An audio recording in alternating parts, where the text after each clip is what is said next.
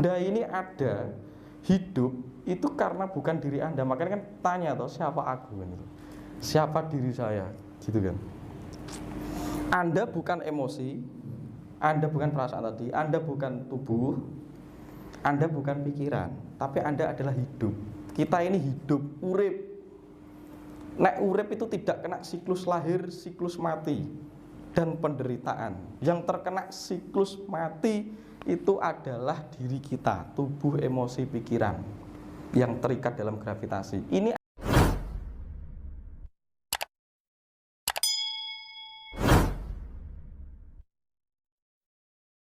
getih itu paing, darah, bang.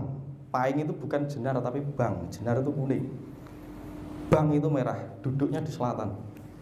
Paing itu 9, duduknya selatan. Maka getih itu bertalian dengan Babanowo Songo apa? Emosional. Anda dipengaruhi secara emosi, kemerungsungan, bingungan dan lain sebagainya itu karena emosi. Dan itu saudara Anda, namanya getih. 4 kan? Baru yang 5 apa? Pancel. Itu kasih atau pancawarna, duduknya di tengah, kliwon. Nah, si kasih inilah yang memberi daya hidup. Berarti si kasih inilah urip. Makanya urip yang dino diambil dari tengah, uripnya hari, untuk menavigasi arah. Karena Anda itu manusia sing kenggonan arah, yang menjadi kiblat, pusat kiblat. Maka disebut kenggonan tengah, ditempati tengah. Di mana Anda berdiri, pasti Anda ditarik 4 arah. Dan arah itu ke Anda, tapi seringkali Anda bingung dengan arah. Makanya madep menembah kepada diri kita. Karena adanya sumber arah itu diri Anda itu sendiri. Kira-kira gitu. Nah, kalau sekarang ini kita bingung dengan arah, Anda di sini salah. Anda kenggonan tengah, di mana Anda berdiri, Anda ditempati lor, kidul, etan, kulon. Anda di tengah. Maka suruh madep biar Anda tidak kesasar, tidak keayang oleh alam pangroso, pangrumongso Anda sendiri. Itu konsep okultisme lahir dari hitungan hari. Maka disebut regene, terus diubah menjadi klenik kan gitu, bahasa Jawa modernnya gitu. Ya sebenarnya karena itu. Nah itu juga baik adanya, asalkan bisa dipergunakan tepat sasaran. Tapi juga bisa disalahgunakan sebagaimana senjata api. Sebagaimana senjata api. Ketika Anda menggunakan okultisme tadi untuk menindas yang lain, ini yang jadi masalah.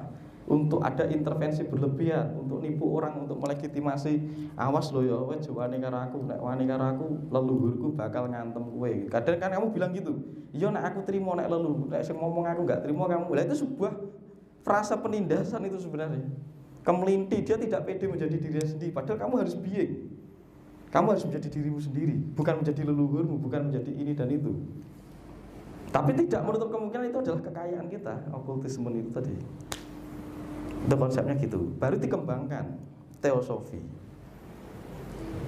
Teosofi itu mempercayai ada energi magis di dalam diri.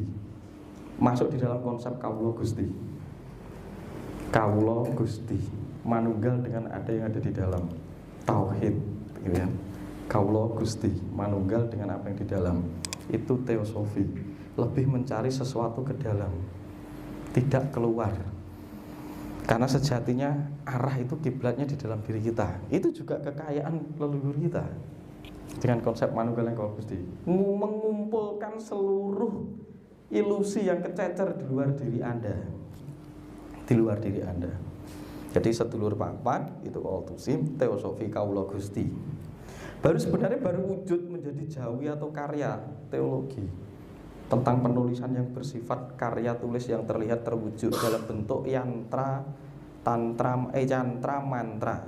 Yantra itu seni rupa, merupakan batik, tulisan, serat, aksara dan lain sebagainya. Itu ketika sudah diteologikan, maka teologi itu sebenarnya hasil dari olah teosofi tadi.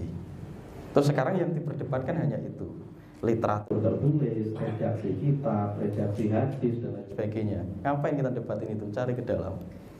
Karena ini juga hanya menjadi lembaran untuk bisa dinalarkan secara runtut. Nah di sini konsepnya apa berarti? Sedulur papat, Kawula Gusti, yang ini adalah sangkan paraning dumadi. Teologi itu sebenarnya menjelaskan tentang sangkan paraning dumadi. Sangkaan kita itu kemana? tataraning dumadi jagat ini asal mulanya di mana, dari mana, saini ada di mana, terus mau kemana. Baru nanti dikembangkan fase yang terakhir konsep Satrio Piningit. Itu sebenarnya konsep Hamemayu Hayuning Bawono, memperindah, mempersejahtera, memperselarasi jagat. Jadi Satrio Piningit itu bukan sosok, itu hanya personifikasi yang dibuat untuk konsep Memayu Hayuning Bawono. Jika setiap pribadi sudah bisa memimpin dirinya dengan kesadaran tadi, suatu ketika akan sinergis. Dan masyarakat atau rakyat yang sudah bisa mengalami pencerahan, memimpin dirinya sendiri, akan melahirkan pemimpin yang luar biasa.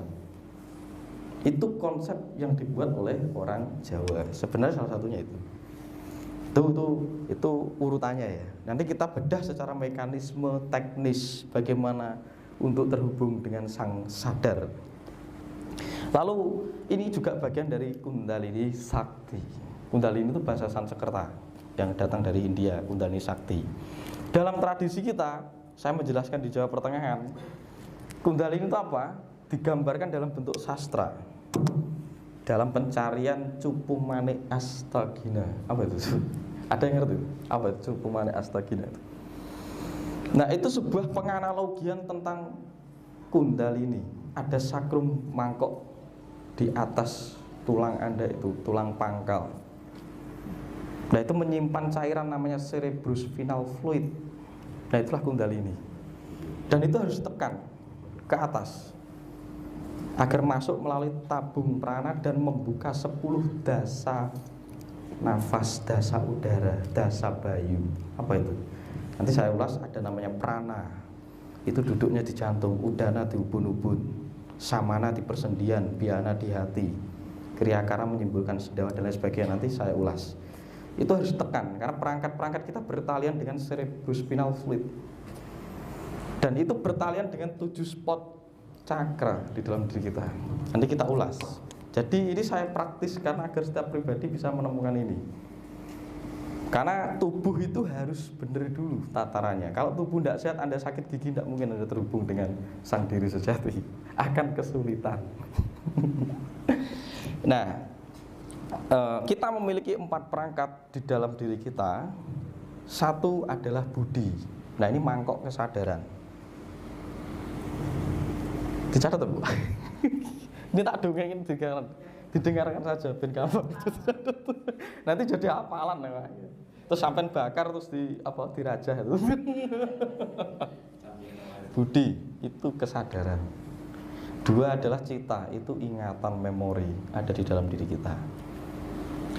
Atau karma, atau data yang membentuk Anda ada, itu cita. 3 ahangkara, itu perasaan, emosi tadi. Terakhir manah. Manah itu otak, kekuatan pikiran. Manah itu bukan hati, otak, kekuatan pikiran. Nah, bagi sang jiwa yang mengikuti kapasitas perasaan dan pikiran yang berlebihan, inilah yang tersesat. Inilah yang akan selalu berada di dalam ketidakselarasan atau penderitaan. Karena kita ini memiliki salah satu bentuk atau proyeksi dari komputasi canggih semesta. Kita juga bisa memproyeksi dengan namanya alam mental. Kita bisa transfer file dengan saya memberi getaran, wejangan dan lain sebagainya. Ini energi terinisiasi. Saya bisa mengenkripsi, menurunkan kapasitas karakter saya kepada memori genetik saya, kodifikasi DNA dan lain sebagainya. Berarti kita pahami dulu, orang Jawa sudah mengenali teknologi canggih di dalam dirinya. Karena sumber dari teknologi atau source-nya adalah diri kita. Maka kita harus ambil peran untuk menyelaraskan ciptaan kita yang di luar tadi. Ya, teknologi yang sekarang kita pakai itu. Ini semua. Ini bergantung kiblatnya kepada kita, si pancer mau digunakan untuk apa? Kira-kira gitu ya. Nah, dari 4 perangkat inilah kita harus mengetahui apa yang membuat 4 perangkat ini bisa dikendalikan dan dikelola agar tepat guna. Agar membentuk 5 fase. Aturan dari Jawa. 1, tata krama. Tata krama. Hidup bersosialisasi. Tata krama. Karena manusia itu memiliki prinsip Hamemayu Hayuning Bawono. Tata krama itu menampilkan kebijaksanaan, keindahan, Karena baik buruk itu sudah terlampaui. Karena baik dan buruk itu hanya persetujuan kita secara kolektif. Saya waktu ke Myanmar itu dipisui orang karena saya berjalan di kiri jalan. Ternyata di sana jalannya di kanan jalan. Loh, bingung saya, ini berarti nggak baik ini. Berarti persetujuan baik dan buruk itu. Nanti mulai kita dalami baru masuk ke subosito, ngerakit, mempertimbangkan pola pikir yang tepat, mendengarkan lawan bicara kita, mengetahui situasinya. Apa yang harus kita katakan kepada orang di depan kita, apa yang harus kita ekspresikan tindakan kita di depan kita. Karena kalau sampai salah, ini akan memicu kegagalpahaman, dan kesalahpahaman inilah yang akan mengkacaukan energi. Akhirnya kita bertindak menjadi pengkacau, destruktif, dan setiap hari kita ditempa oleh depresi, stres, dan pemberontakan. Setiap hari jagat kita sudah kotor oleh pendarahan energi yang kita ciptakan. Setelah subosito itu berarti Anda madep mantep tadi, harus punya iman. Anda ngelakoni apa itu harus punya antep. Orang peduli itu salah dan benar, harus mantep. Karena di dalam kemantepan ada titik Anda meletakkan sesuatu di dalam ketidaktahuan. Karena percaya ada selalu potensi di depan sana yang bukan berada di dalam tanganku. Aku hanya partisipan. Aku hanya salah satu partisipan yang memungkinkan untuk menarik terjadinya sesuatu di depanku. Anda itu partisipasi Tuhan, karena Anda organ Tuhan itu sendiri. Satu orang bisa mengembangkan ini secara kolektif, maka tubuh jagat raya ini selaras. Baru andap asor. Setelah madep mantap itu andap asor. Andap asor itu menyetel frekuensi agar berada di titik sentral, netral. Maka disebut rendah hati. Ketika kita sudah naik gitu kan, kalau dalam konsep Linggahayu ini kalau ngaceng jadi ya kudu duduk nih kan. Ketika ada naik turun hidup itu nanting roso. Nanting roso. Itu rendah hati atau andap asor. Baru yang terakhir ngempan papan, mengkuham mengkoni. Itu kemampuan untuk bisa menata jagat raya, memahami alur jagat, alur manusia, alur energi, alur struktur alam, alur sirkulasi, cuaca dan lain sebagainya. Itu ngempan papan. 5 ini. Nah, bagaimana untuk mencapai itu? Lah ini nanti kita bahas di namanya Kundalini Sakti. Nah, semoga apa yang saya sampaikan ini Anda serap. Tidak perlu semuanya, dan saya percaya kalau datang di sini tidak mudeng, belum mudeng tidak masalah.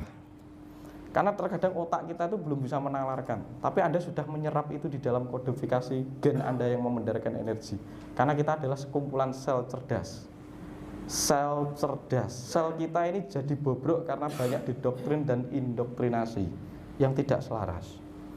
Anda ini ada hidup itu karena bukan diri Anda. Makanya kan tanya toh, siapa aku ini? Siapa diri saya? Gitu kan.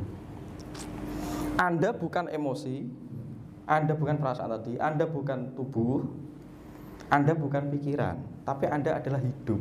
Kita ini hidup, urip. Nek urip itu tidak kena siklus lahir, siklus mati, dan penderitaan. Yang terkena siklus mati itu adalah diri kita, tubuh, emosi, pikiran yang terikat dalam gravitasi. Ini hanya aksesoris hidup, ini bukan hidup. Maka Anda datang ke sini dalam hati kecil mesti takut mati kan? Karena belum tahu. Karena sebenarnya Anda tidak pernah mati. Yang sejati tadi. Ya ini kira-kira disitulah kesadaran bercokol. Maka kita ini membentuk diri kita dari hukum alam laku cakra manggilingan terus menerus. Karena kita masuk di dalam memori evolusioner, memori genetik, elemental, subatomik, nanti kita bahas. Itu tidak pernah habis, tapi sang hidup tetap langgeng. Maka ketika Anda suruh ning itu hidup, sunya atau suwung, disitulah ada daya hidup. Suwung hamengku ono, dari ketiadaan menjadi benih keberadaan. Anda menjadi pencipta. Ketika Anda melihat sesuatu sudah tidak harmonis, gulung lagi, cipta yang baru. Itu new age. Maka transformasi kepada era baru. Bukan berarti ketika kita masuk ke era baru tuh kita tidak perlu berkiblat kepada orang lain, tapi kita berkiblat kepada diri kita. Kita tidak perlu takut tentang adanya era baru, new age, karena kita bisa mentransformasi Jawa. Jawa itu selalu menjadi pembaharuan terus. Karena Jawa itu artinya sadar. Anda punya pengetahuan seabrek, kalau tidak bisa sadar nggak bisa Anda bisa memanfaatkan pengetahuan, tidak bisa.